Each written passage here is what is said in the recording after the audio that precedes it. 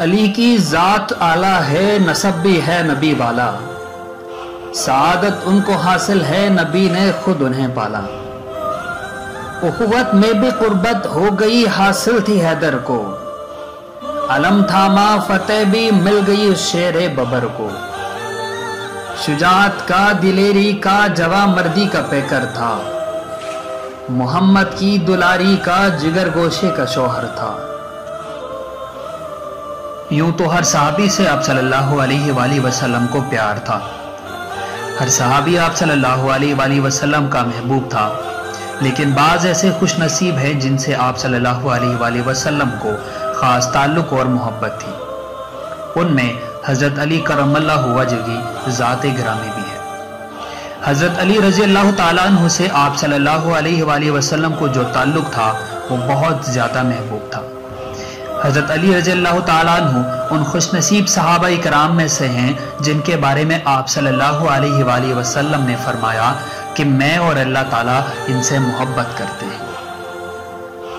ایک دفعہ شام کی طرف سے آنے والے تاجروں کے قافلے نے حجاز میں داخل ہونے کے بعد پیغمبر اسلام صلی اللہ علیہ وآلہ وسلم کو یہ خبر دی کہ روم کی فوج مدینہ پر حملہ کرنے کی تیاری کر رہی ہے۔ کسی بھی حادثے کے بارے میں حفظ ما تقدم اس کے مقابلے سے بہتر ہے۔ پیغمبر اکرم صلی اللہ علیہ وآلہ وسلم کی طرف سے مدینہ منورہ اور اس کے اطراف میں فوجی آمادگی کا اعلان ہوا۔ مدینہ منورہ میں سخت گرمی کا عالم تھا، پھل پکنے اور فصل کاٹنے کا موسم تھا۔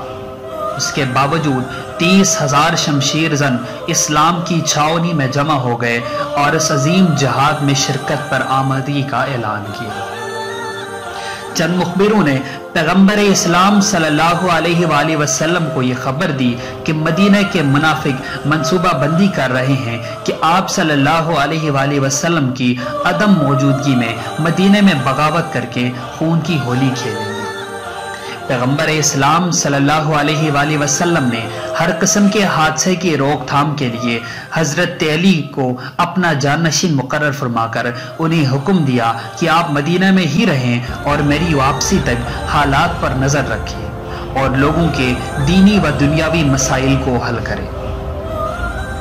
جب منافقین حضرت علی کے مدینہ میں رہنے کی خبر سے آگاہ ہوئے تو انہیں اپنی سازشیں ناکام ہوتی نظر آئیں۔